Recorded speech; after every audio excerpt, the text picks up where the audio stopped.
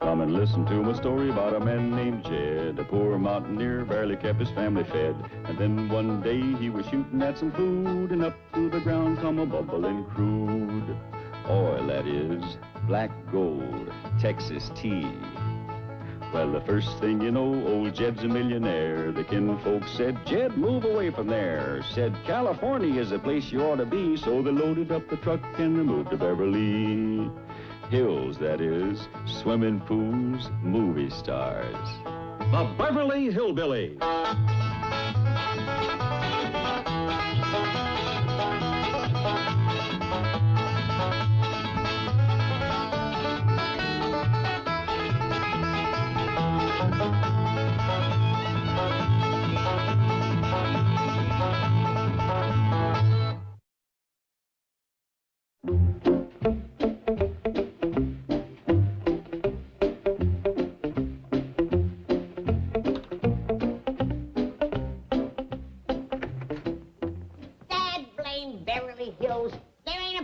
Shank to be bought around here at any price. What good is having $68 million? I ask you. Well, this morning, it's good for getting a lot of paper signed for Mr. Drysdale. You was doing that when I left here 2 hours ago. Oh, I signed 10 or 12 since then. You got all them to go yet? I'm just glad I don't have to read them. The money's a curse, Jed. It's a curse. If you didn't have it, you wouldn't be needing to do all of this. We'd be living where there was possums aplenty, and the young'uns wouldn't be so spoiled that they was... Hello? Oh, Jethro, where are you calling from? Try and guess. No? No? I guess again. Jethro, where are you calling from? What? I'll be right there. Come on, Granny. Hello, operator. This here's Jethro Bodine. I just gonna let you folks know that I got a telephone in my truck now. I rigged it myself. He's put a phone in the truck? Yeah, with an unlisted number. Not foolishness. He's got too much time and money on his hands. Bye, operator. How about this? What are you up to? Uncle Jed, I figure it's about time we start acting like rich folks. Heck, every millionaire's got a phone in his car. Now, you stay right here. I'll phone you from Wilshire Boulevard. I tell you, Jed, that boy is round the bend. I don't know. Making a phone work from a truck takes a heap of smarts.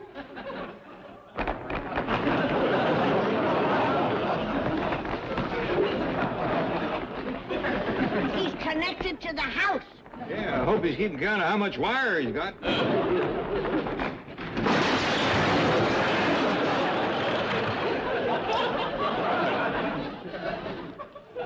Here's he misfigured a mite. Now you see what comes from having too much money.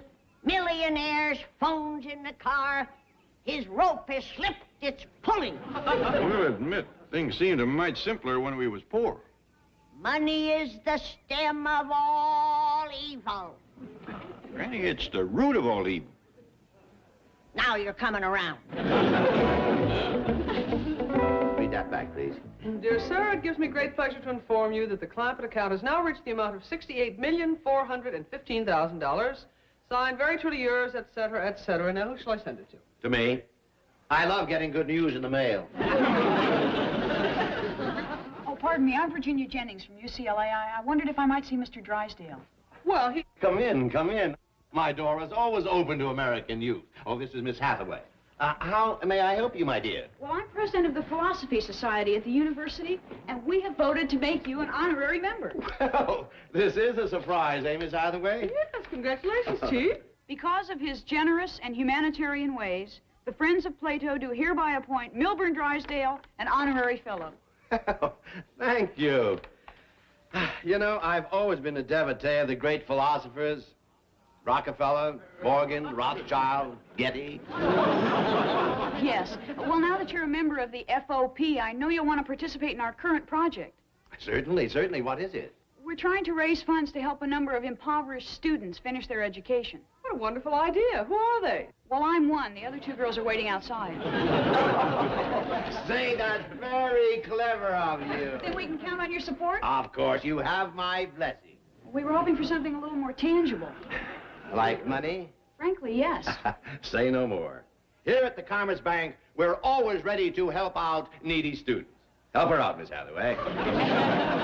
But it would only be a small loan for a few luxuries, you know, food, shelter, clothing. Out. And tell your buddy Plato not to come begging around here either. You just noticed Sophie, Chief? Boy, I hope she gets a loan. I'm starving. Oh, if only we were food economic majors. We'd have some homework to eat. Jenny, that happy, radiant look on your face can only mean one thing. You're right. I bombed out. What do we do now? Well, there's one more chance. I met this old kook of a millionaire named Clampett once when I was writing a term paper. He might help. Let's go. Now, wait a minute. Instead of the Friends of Plato, we ought to give ourselves a name that'll get sympathy. Oh, well, how about Friends of Oppressed Educationless Youth? You got the right idea, but the initials should spell out some catchy word. So? So that spells phooey. Come on, we'll think of something on the way. I tell you, Jed, we was better off before you struck oil. What's it got us? Nothing but trouble. Yeah, but we got to think of the young'un. I am. Look at Jethro, acting like he's got a head full of harmony. And Ellie Mae, buying all them skimpy things like that miniskirt. Wouldn't even keep her knees warm. Yeah, but she's learned a lot since then. Matter of fact, she's been downtown shopping all morning. Said every dress she bought was extra practical. Huh, Granny? How you liking the new dress? That's a practical dress. So she says. Practical for what? Catching cold? Mighty pretty, but is that what you call practical? Why, sure. It's made out of paper. Paper? Yes, sir. It gets dirty, you just wad it up and throw it away. Paper dresses. Well, you can strike me deaf. Now I've heard everything. And it only costs $25. For a paper dress? Why, for 25 cents, any newsboy would have sold her enough goods for a whole wardrobe.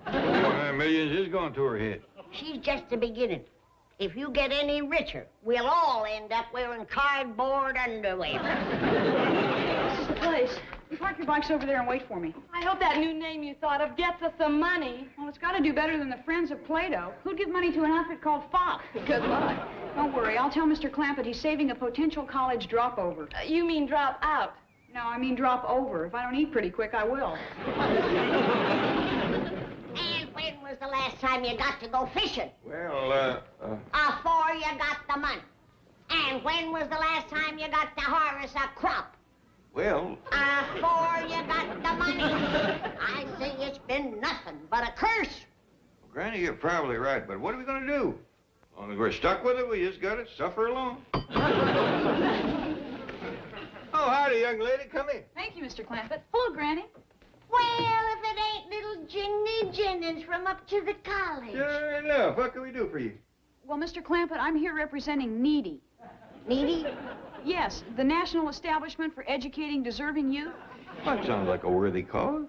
Oh, it is, Mr. Clampett, and, well, to be honest, Needy needs money. A lot of it. A lot of it? Yes, sir.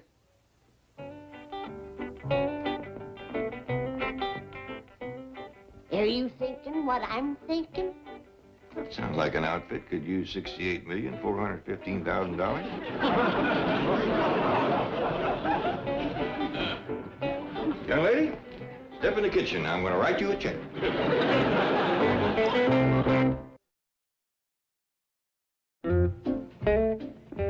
Thank you again, Mr. Clampett. With this check, you have unlocked the economic shackles on that great door of learning, beyond which lies the sum total of human knowledge. Well, you're surely welcome to. Bye. Bye, honey. Goodbye, patrons of knowledge, generous benefactors of scholarly endeavor. Farewell, good friends. Did you get it, or didn't you? Yes, such wonderful people, you know, so kind and warm and really interested How in young... much? Oh, I don't know. I haven't looked at the check yet. Well, is it enough to buy a hamburger? Oh, I'm sure it's more than enough. Yeah, $68,415,000. Oh, great. Let's see. 68 million?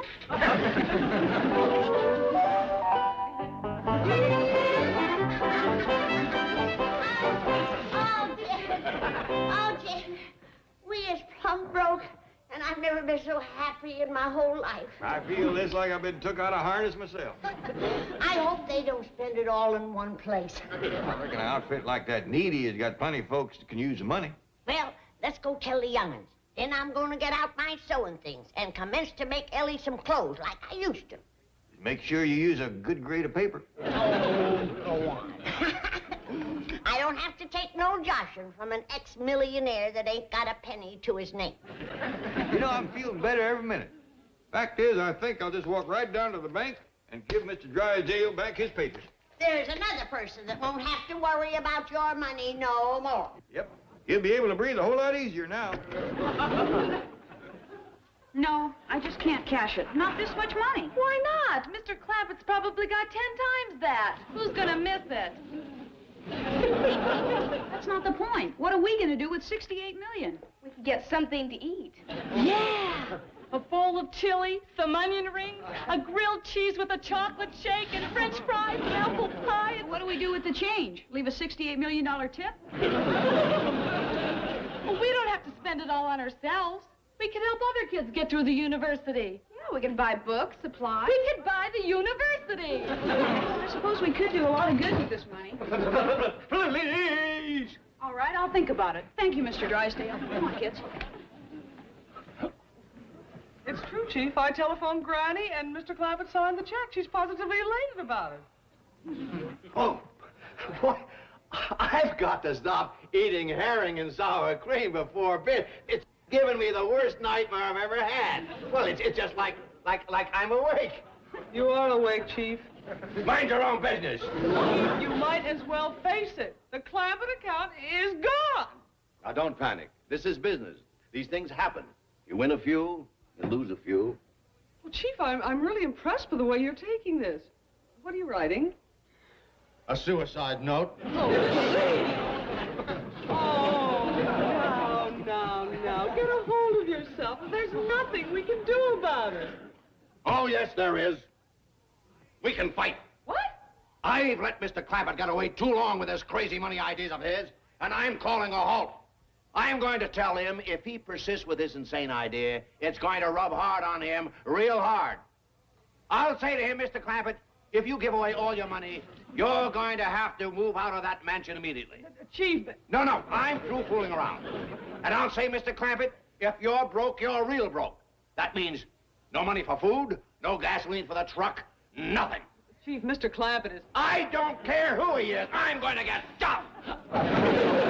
Drysdale, you don't have to get tough. We fully expect to give the house back. It's only fair. And don't worry about us spending no money. We know we're broke and we're glad of it. Isn't there anything I can do? Sure is. You can start relaxing, and it shouldn't take long now that you ain't got the money to worry about. Mr. Clampett? Ah, this ain't goodbye. We'll be in touch. And, Miss Jean, see can you get him to do a little fishing? Chief, you're crying again. Yeah, let's get going. I'm almost done, Granny, but we want to be sure and leave the place looking like we found it. Uncle Jed, have a heart. What's a sophisticated, educated playboy like me gonna do around all them hog wrestlers back home? Oh, I reckon you'll get by. But, Uncle Jed, I belong here. Beverly Hills folks is my kind of people. Welcome to stay if you want to. Well, I can't without money. I've done gone and got used to a high standard of living. Well, you're between a rock and a hard place, because I ain't got no money to give you. Granny, we've been living here for 5 years. Now we's leaving. Ain't you sad? Yeah, sad it took so dad blame long to pack. All right, boy, drive on.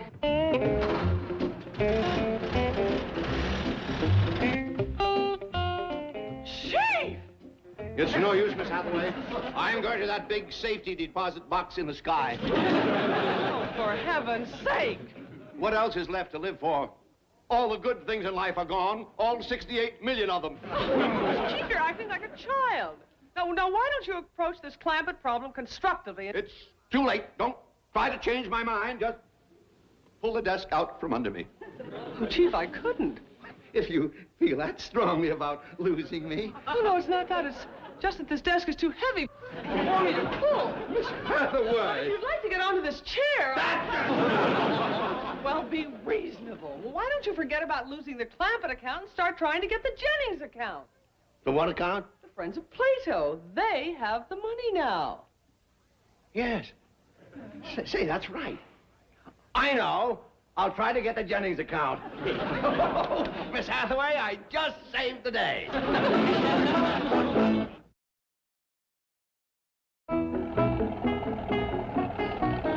Jethro, can't you go no faster? I want to get back to them piney woods whilst I can still climb a tree. Yeah, let's go.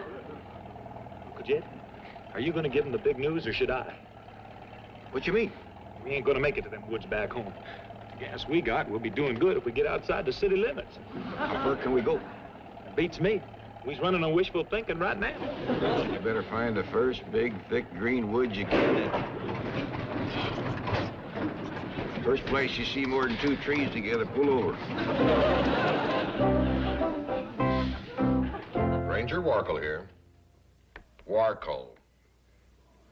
W-A-R-K-L-E. Right.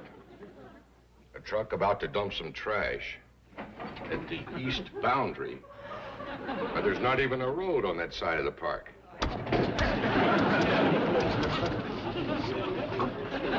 Well, this is as far as we're going, Uncle Jed. The tank's drier than dust. Well, leastways we made it into some tolerable woods. How's Granny doing back there, Ellie? Well, she's still asleep, Pa. Has been since before we turned off the road. How'd she manage to sleep through all this bumping? She's plumb tuckered out. She loaded up the truck single-handed in 20 minutes flat. Oh, I must have dozed off. Oh, we're back in our woods. And so soon. My, look how pretty everything looks here at home. Nothing's changed a bit. I feel like a new person now that I'm here. Granny, Oh, I gotta kiss the ground. The hallowed soil of my homeland. Oh, I've waited so long for this. Granny, I think I'd hold off on that. How come? Well, we ain't exactly home. Where is we? Strictly speaking, we're still in Los Angeles. Los Angeles? Pooey! You dumb cluck, you've been driving around in circles. We come as far as we could with the gas we had. You mean we're stuck here? For a little while, but leastways, we got good dirt under our feet. We got trees, bushes, sky to look at. Birds and breeze to listen to. And... How about it, Granny?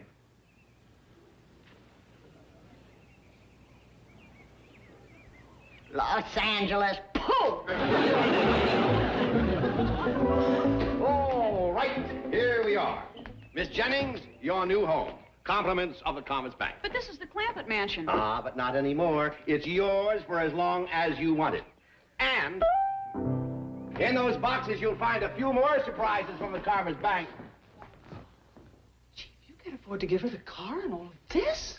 You've got to spend $1 to make $1. Besides, I'm keeping the trading stamps. Really, Mr. Drysdale, I just don't feel right about your giving us all these things. Nonsense. It's just what I felt in my heart. And there's absolutely no strings attached. Of course, when it comes time to depositing the check, I hope you'll keep in mind that other banks would give you a calendar or a lousy blotter or something. Oh, goodbye. Look, Jenny, this coat still has a tag on it. 4,500 clams. And this dress must be a Paris original. Look, put it all back. I'm not going to take any of it, or this mansion, or that car. What? Look, Mr. Drysdale is only doing it so I'll deposit this check in his bank, and I just can't cash it. All right, but we can at least try some of these things on. Well, I suppose we could do that much. Yeah. You know, Jed, staying on here till we get enough money to go home on might not be so bad after all. Yeah, leastways we's in the woods, away from all them buildings. I've been studying on it. I'll bet you the owner of these woods would let us sharecrop them if we asked him. That way we could trade off the harvest for gas. He'd probably be tickled pink just to get his land cleared. Uncle Jed, I got to talk to you. I've been out for a long tramp in the woods, and there's something I found out. Why? I got to head back to the city. Done gone and got too sophisticated to live out here like a wild animal. Yeah. Well, heck, yeah. When you took on as much class and savoir-faire as me, you can't just up and chuck it like a pair of dirty overalls. Well, it's your life, boy. How do you figure on making a living? Well, I'm gonna have me a talk with that there needy outfit. Having all your money, they can support me in a manner which I've become accustomed. Well, before you make up your mind, why don't you listen to what we're planning to do out here? Okay, shoot. Well, we're going to look up the owner of this land and see can we clear it for a little farm. But that'd take a good 6 weeks of wood chopping. Yeah, and it'll feel good to get back doing some hard work for a change. Well, I'm sorry, Uncle Jed, but it'd be too risky for me to do that kind of unskilled labor. What you mean? Well, I've been planning on being a brain surgeon or a soda jerk. For either one, I got to protect these hands. Well, good luck, boy. Be sure and say bye to your Granny and Ellie Mae before you leave, and let us hear from you. Yes, sir. Bye, Jed.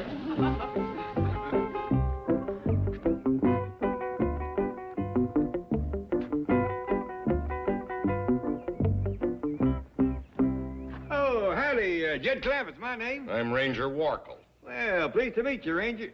Who? Warkle. W-A-R-K-L-E. Yeah, Warkle. Sounds a little like a bird call, don't it? What are you doing with this axe? Oh, you got something to do with this land? Well, you could say that, yes. Well, you're going to be happy to hear this. We're planning on chopping down all these trees and plowing and planting a little corn. Oh. And I suppose you want to build a little red barn and put up a nice fence, too. Not unless we get some livestock. You trying to get my goat? Oh, we don't need a goat. Well, what do you say? Can we commence clearing? Listen, you old coot. Can't you figure out why these trees are standing here? Oh, but if you don't watch your tongue, you're going to have to find somebody else to chop them down.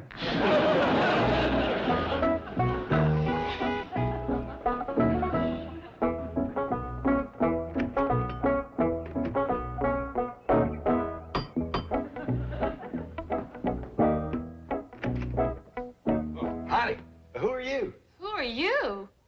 I'm Jethro Bodine. I used to live here. Oh, but Mr. Drysdale said we could Hey, take... I bet you're the folks from Needy. Is Ginny Jennings here? Jethro? Ginny? Ginny Jennings? Is that you? Well, yes, Jethro, but what are you doing here? I thought you and your family had moved. Well, we did, but I just ain't cut out for that poor dirt farmer a bit. Well, it might be all right for them others, but I'm too much of a swinger now. I need about $1 million or $2 from Needy. You need money? But your Uncle Jed's a millionaire. Not no more. He'd give it all to you. All of it? Eh, he's flattered a run-over hat. Well, whose car is that? I don't know. Well, I'll go see if there's anybody out back. I hope I can get that jar of crow gizzards that I left in the pantry. If we can't trade them for gas, I don't know what we'll do. Don't worry, Granny. Can't get over that Warkle fella running us off that land. Well, that's my fault, Granny. He probably took it personal when I said his name sounded like a bird call. We've got to go find him. Oh, Mr. Clampett, we were just leaving to look for you. You've got to take this check back. I do? If we kept this money, we'd be miserable for the rest of our lives. It just isn't fair. Come on, girls. We've got to take this stuff back, and now. He's right, Granny. It ain't fair to make them young'uns suffer with all our millions. Did you notice how they were dressed? The money was starting to ruin them already.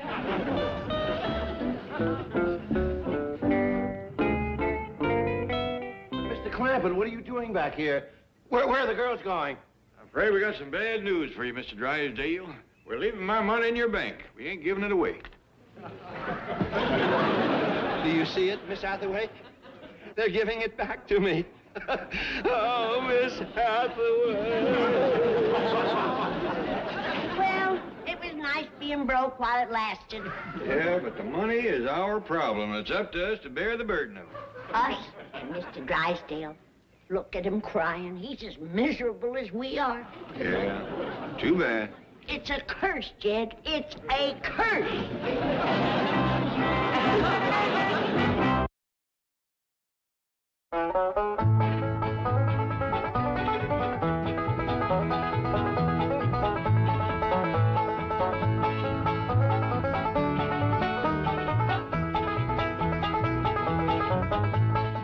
Now it's time to say goodbye to Jed and all his kin.